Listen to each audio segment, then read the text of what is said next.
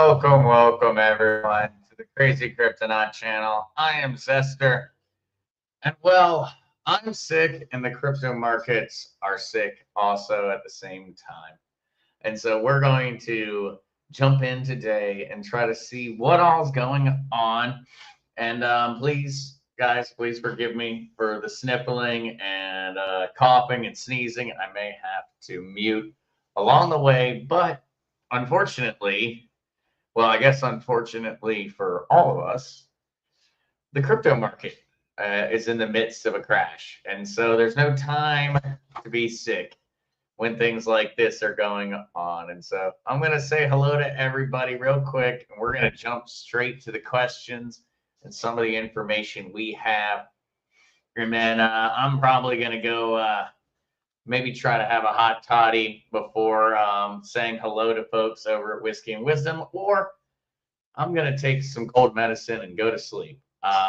One of the two. But first things first, guys, let's say hello and let's talk a little bit about what is going on, because crypto is 24/7.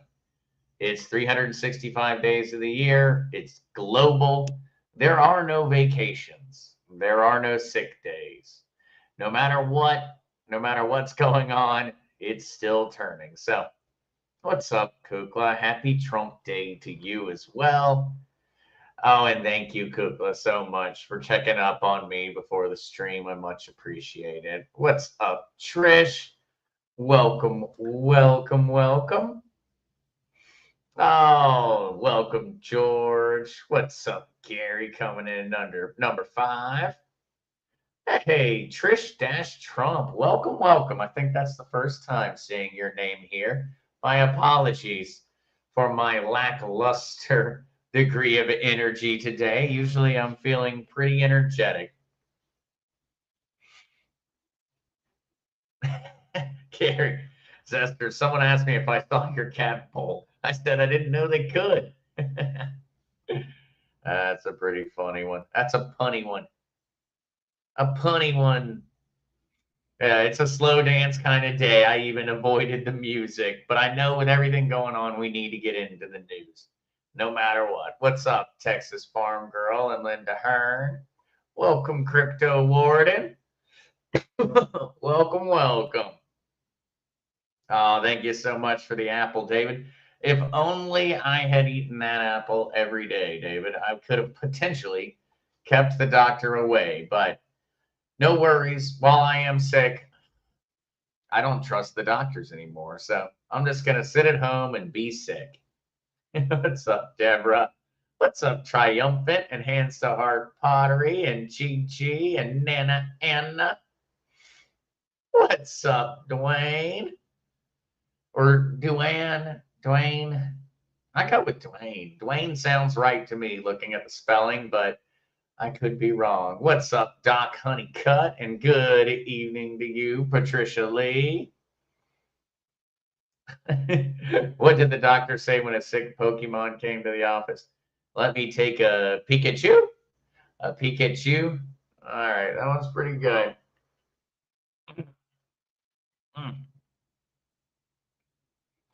Nature Girl. What's up, Sam Worley? What's up, Jeremy? Exactly. I need a coffee hot toddy so I have some energy and my throat feels better. What's up? Definitely an important one here, guys, because we are going to be talking about investments. We're going to be talking about your cryptocurrency. Please do remember that it is for educational and entertainment purposes and is not intended to provide financial advice. Please consult with a financial professional before making investment decisions. Thank you so much. Yep, that's what always does occur during these. You can look at it two different ways. It's either going to be, hey, I just lost a ton of money on cryptos that I hadn't sold, or I have a huge opportunity to buy cheaper. Now, right now, I would say, and something we've talked about. Oh, and very true, Gary. Crypto didn't crash unless you sold. Just hold on. Exactly. You do not have losses until you choose to accept those losses. And that's an important thing to remember. During all the times where you see the market going down so quickly, you see that dramatic shift, remember, it's all on your screen. It's all on your screen. In reality, you haven't lost anything until you click the sell button. Now, we are seeing a lot of craziness go on. And so let's go ahead and jump in because I don't know how long I'll make it. And we're better off getting straight to the news. That way, if anything, I can let everybody hang out and chat while I cough away. Once we've gotten through some of the information that is very important for everybody to be keeping up with. Yep, David, know what you hold, know when to hold them, know when to fold them, know when to walk away. I'm certain in my current state, I'm not doing that great of a job with lyrics, but yes, over here, guys. So Bitcoin currently sitting at $84,506. We talked about this actually on Monday because remember, come Monday, we were sitting, let's go back in time. We were sitting somewhere right around, actually, we were sitting right here, I believe, somewhere right around this price point. We were sitting in the $91,000 to $92,000 Bitcoin. And I talked about it. There was a ton of resistance at 90, but we were headed that way. And there's the possibility of that resistance disappearing. And needless to say, that resistance disappeared. People had limit orders set. They said they were going to buy. And then when the price started to plummet, they removed their limit orders. They didn't buy. And that allowed for the floor to fall out a little bit. And so we are still on a downward path line at this point. We could still go lower easily. Matter of fact, if we want to really break it down to brass tacks, the next resistance level is somewhere around $75,000 on Bitcoin. And that's where, once again, the resistance can absolutely disappear. All it takes is for folks to remove their orders, remove their purchases, and bada bing, bada boom, no more resistance. And so right now, we're looking at another support level somewhere around 76,500, 77,000, which would result in another solid 6 or 7% drop in the price of Bitcoin. Actually, it'd be more than that. It'd be more like an 8 or 9% drop in the price of Bitcoin. And so we are still sitting in a little bit of a well, not a little bit. We're sitting in a very weak spot in the market right now. We've got a lot of volatility. We do have oddities that are going on at this point. In particular, all right, actually, let me hit this one first. And so, Nancy, what does a resistance level mean? And so resistance essentially comes down to buys or sells. And so if a bunch of people go through and they set limit orders, remember a limit order is when you go in and you set a price that you're either willing to buy or sell at, and then you walk away. And so I could right now set a limit order for $1 million Bitcoin. And when Bitcoin hits $1 million, my Bitcoin will sell. Not with me there, not anything. It's just preset. And what we can see on centralized exchanges is we can see in the order books where a bunch of people have orders. And what will very often happen is you'll see, and this can occur in both directions. It can occur as the price is falling or the price is rising. You'll see the resistance evaporate or you'll see it hold strong. And that just means that people aren't removing their orders. People are saying, yes, I want to buy at 90,000 or I want to buy at 85,000. And when we say resistance and how strong it is, what we're talking about is how much money is stacked up at that price point. How much is stacked up? And so if we have $50 million stacked up at a certain point, well, that seems like a lot of money, but in all honesty, it's not that much. If we have $500 million sitting at 80,000 saying, hey, we will buy Bitcoin at $80,000, well, then the price of Bitcoin is going to have a very hard time dropping below 80,000 because these guys are buying it all. The same thing occurs on the top level. And so if people are all saying that we're going to sell at 100,000, then it's very difficult for Bitcoin to break above 100,000 because there's a ton of people who are more than happy to just sell at 100. And that's what I mean when I talk about that one, Nancy. I talk about how much money is sitting on each extreme, how much money is sitting there ready to buy, and how much money is sitting there ready to sell.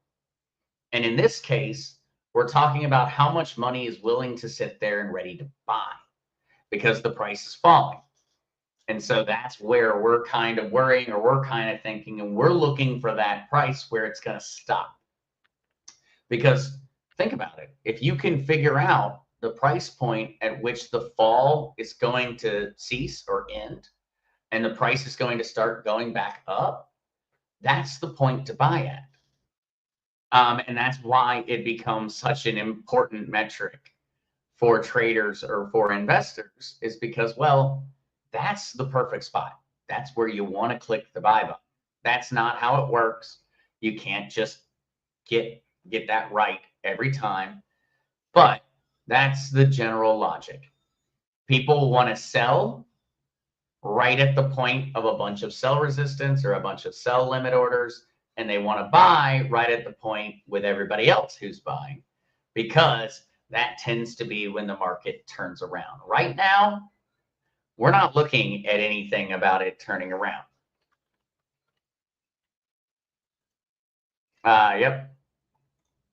Neil Brooks, Zester, how much setting up a Bitcoin? I was setting up a Bitcoin miner on Friday, and someone called me from technical support. They were trying to get my Bitcoin address, receive and send. No one knew I even bought the miner. Well, Neil, I know you know, but yeah, don't give it to them. Do not. Somebody's messing around with you. Yep. Do not give them info. Do not give them any information, Neil, no matter what. When folks call you out of the blue, don't give them anything. Although do remember, it is only your receive. Make certain it's only your receive address. But keep in mind, if you give someone your receive address, they can go on to the Blockchain Explorer and they can see how much money you have.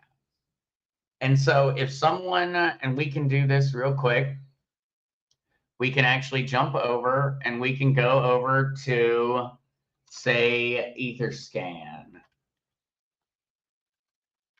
And then if we go over to Etherscan, and so these would be addresses on the Ethereum network, and say I have your address.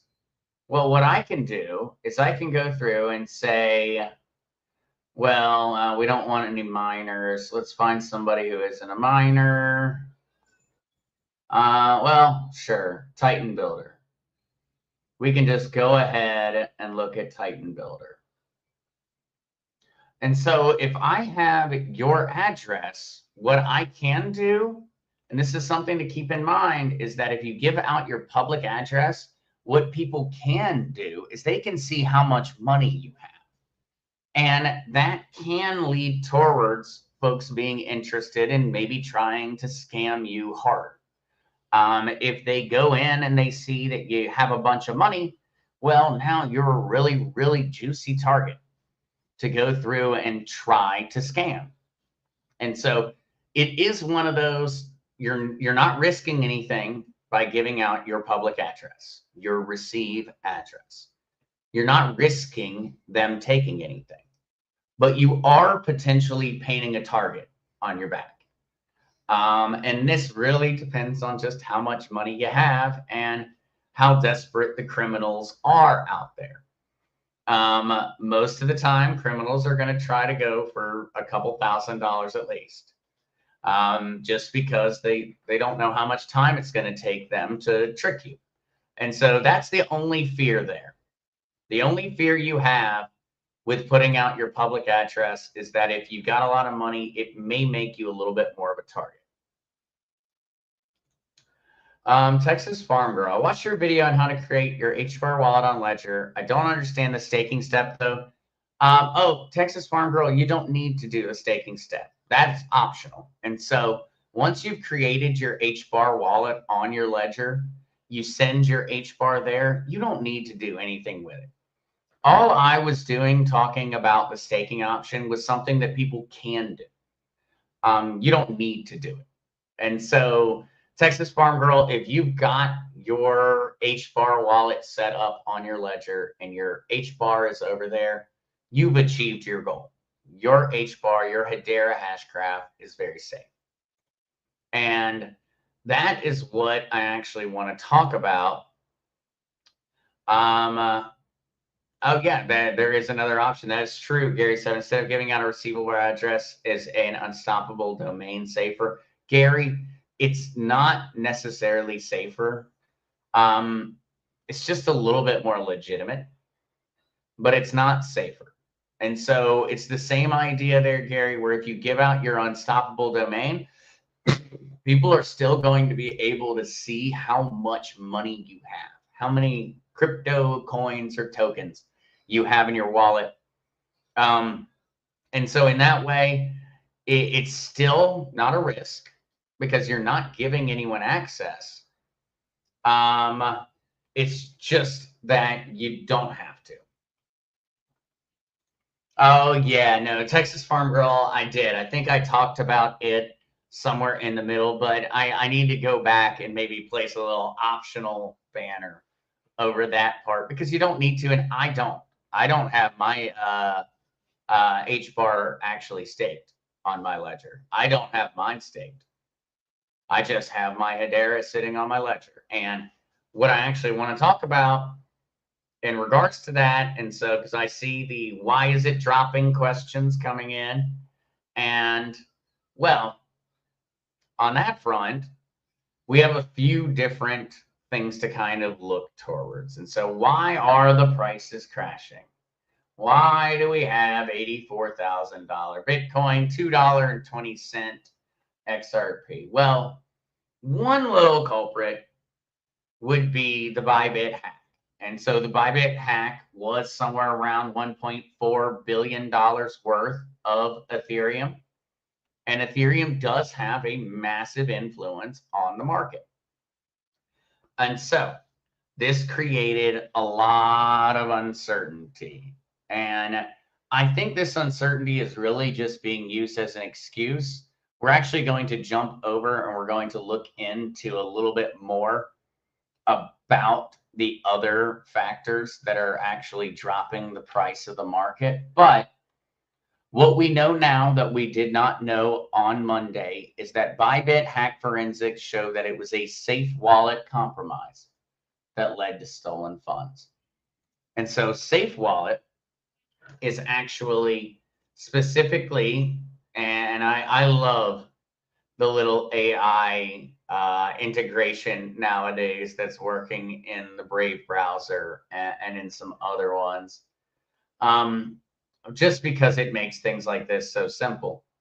And so Safe Wallet, formerly known as Gnosis Safe, is a non-custodial smart contract wallet that operates on Ethereum and other EVM blockchains. And so what does that mean? What Safe Wallet does is it provides a way for you to essentially have a variety of different people who have a signature on any transaction. But it keeps the information online. And so it depends on how people set it up. And so what appears to have happened is that the Lazarus group, this North Korean hacker group, hacked directly in to Safe Wallet, and it tried to target people that didn't have hardware wallets. And it found the golden goose. It found a centralized exchange that had signature wallets that were not hardware wallets. And so what it did with that was it stole all the money. And this is yet again another one of those reasons that it's so important to get your money off to a hardware wallet that only you control. Because effectively here, you could have bought from Bybit. It was not a worry to buy your crypto on Bybit, remove your crypto over to your hardware wallet. You would be perfectly safe. But if you kept your crypto on Bybit, well, now you're having to worry about Bybit security, and you're having to worry about the wallets they're using. And so they directly hit the wallet that Bybit was using. Now, Safe Wallet has been a particularly safe multi-signature option for many, many years. Many years. But now we see the crack. And well, it turned out to be an extremely large one, 1.4 billion. And so that is absolutely a reason or a factor in why the market is dropping. But we do have more. We do have more. And so crypto news, Bitcoin price slumps, Binance boss calls it a tactical retreat. And so the talking heads out there in the world are currently, and we discussed this one previously, actually. We discussed this one previously in regards to tariffs. Tariffs should be viewed as a positive sign for cryptocurrency. Should be. But they do not tend to have that effect in the short term. And so we do see that, and yes, this may be directly correlated. It may not be. It may just be a coincidence. But the price of Bitcoin effectively started to plummet somewhere around the point at which Trump made an announcement regarding tariffs ongoing in regards to the European Union, Mexico, and Canada. And so we are seeing a lot of fingers getting pointed at Trump on this one in regards to the tariffs and a fear of ongoing trade wars. Personally, I think that is more just an excuse. And also, I think that it is a genuine fear amongst many of the shady actors across the globe that have been using cryptocurrency to evade the laws, to evade legitimate regulation.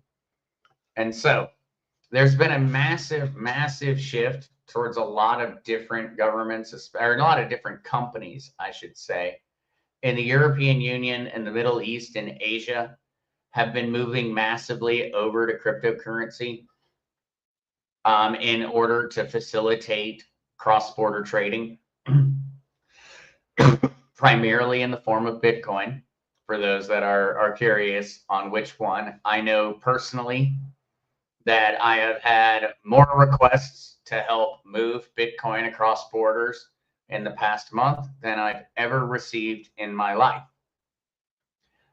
Definitely more in 1 week than in the past 10 years of me working in the cryptocurrency space.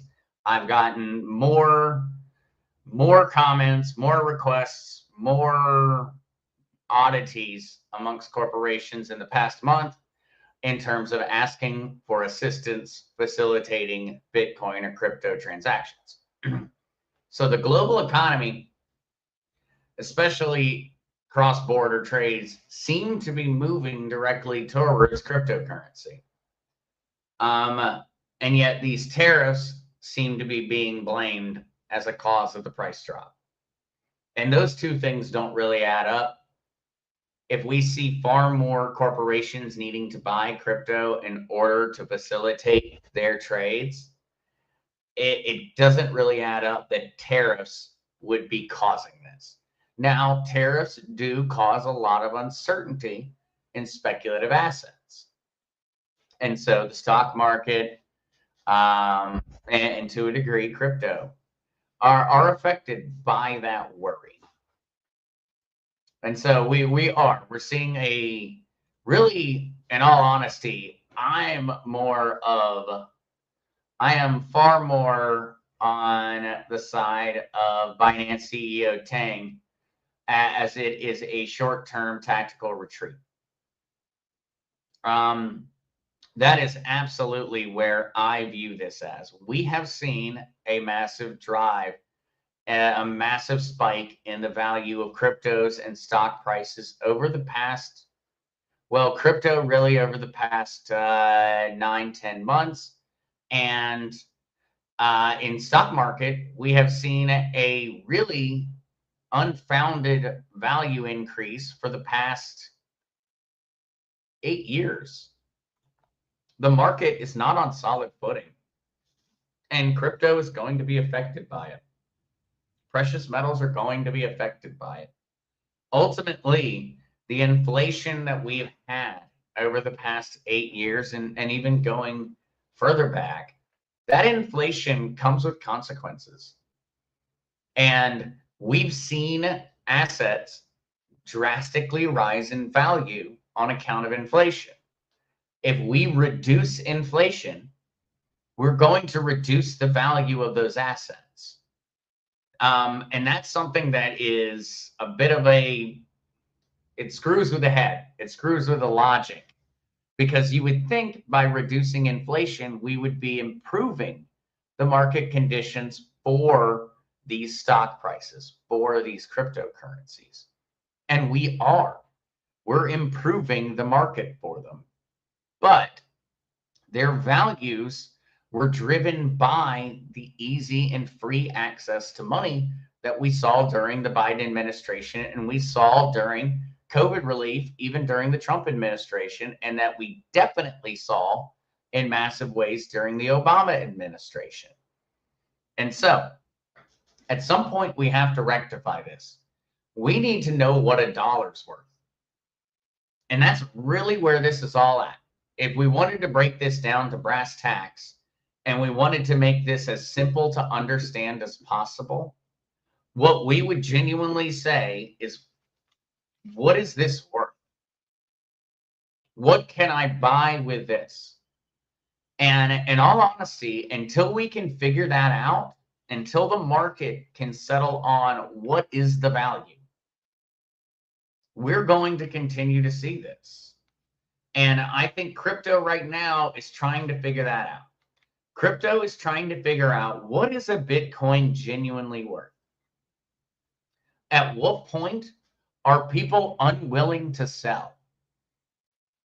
And that's really where all markets break down to. At what point are people willing to sell, and at what point are people willing to buy? And right now, we're looking at what point are people unwilling to sell, or at what point is a massive amount of new capital, money that's never been in crypto, willing to come in. And until we find that break point, we're going to continue to drop in value. We're going to continue to see a drop in the prices of cryptos.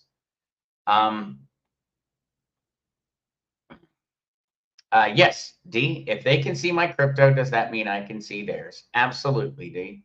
You can see theirs also. And so you can go through and see how much crypto any person that you have the public wallet address for, or the receiving address for, you can go in and see what they've got. Ricoco. Hey, Rich.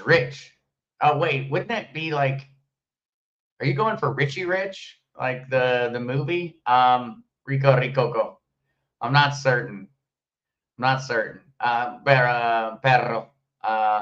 Question. Zaman Wallet is charging crazy fees now. Any tips on where to go to roll XRP to RLUSD and back efficiently with low fees? Zaman fees are ridiculous. Up to 100 XRP for big trades. Yeah. Rico, that is absolutely ridiculous. One option that I could throw out there right away, Rico, and I'll have to check real quick if they have begun to onboard RLUST, but let me check real quick. No, they have not. I think one thing that's going to really make this difficult, Rico, is that you're going to have a really hard time finding many exchanges that do operate in RLUSD at the moment. And so let's actually check that real quick. RLUSD, what exchanges do we have as options? And so we do. We have a very, very, very odd conglomerate of options. Right off the bat, oh yeah. No, we're seeing a very, very odd Bitstamp. RLUST USDT is the healthiest market right now in regards to the +2, -2. Yeah. And so right there is probably the reason, Rico, is because Zaman Wallet is charging you a fee, and then they're having to go out and they're having to find a trade on another exchange in order to facilitate it. And I know, well, no, that one's on Ethereum. Yeah. Essentially, Rico, you don't really have any great options right now. It looks like Bullish is the best option, and that is an exchange I have never used.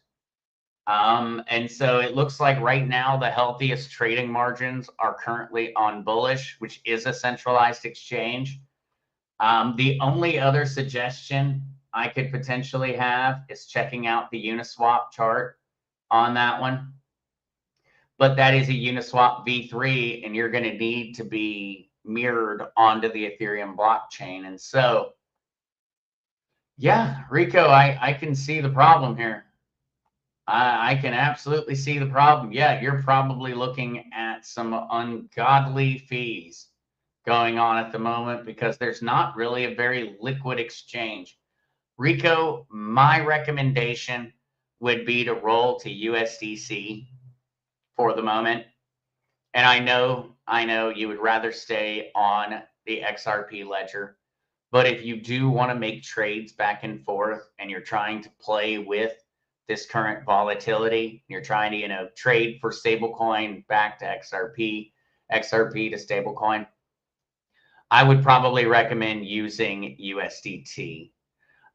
Just because with your Zaman wallet, Zaman is not actually the liquidity provider. Zaman wallet is going out and they're shopping the deal, essentially. They're saying, hey, Rico would like to trade 10,000 XRP and he wants this many, or he wants as much RLUSD as he can get. And Zaman is just going out there and saying, hey, this is what Rico has. This is what Rico wants. Who wants the deal? And Zaman's planning on getting a cut also. And so you're actually getting hit with 2 or possibly even 3 fees instead of the normal 1. And so Rico, I would highly recommend, and I know that's not what you want to do, but I would highly recommend sticking to USDC at the moment in terms of that trading back and forth. And so I know, USDC, a lot of influence from the United States government, but it's backed by the US dollar the same way that RLUSD is. And so I would look to a centralized exchange. I would absolutely. All right, Kuka, come on, Zester, roll your R's. And Rico, well, thank you so much. I'll have to see why.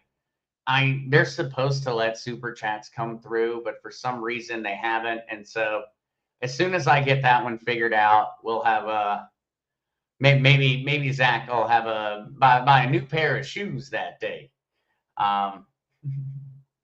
Maybe Zach will on that one. But no, it's happy to help, Rico. But unfortunately, it just really comes down to the fact that there's just not a lot of liquid markets yet. And that's normal. That's not a problem for RLUSD. It's not a bad thing. It's just normal. When you're rolling out a stable coin, you have to slowly roll out in order to get liquidity across the different centralized exchanges. Because if you don't, you end up with what you're seeing, Rico. Essentially, Zaman, their liquidity for RLUSD is extremely low. And that means you're paying extremely high fees. Just because they're kind of just saying, hey, we don't have that much of it. And so we get to charge more for it.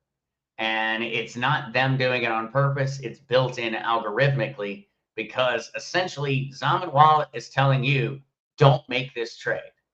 But if you do want to make the trade, okay, we're going to take a ton of money from you. All right. What other ones, though? I see the time, guys, and my voice is, it's doing its best. It's doing its best.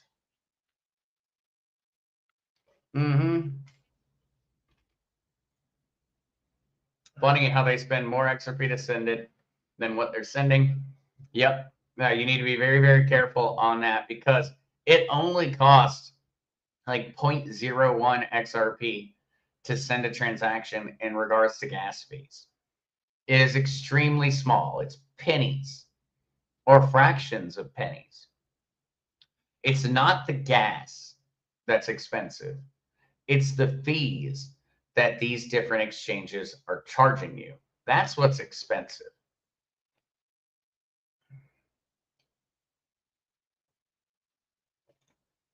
Oh, no. I would highly recommend if you see fees, especially Rico, if you're seeing 100 XRP as the fee for a large transaction, that's a non-starter.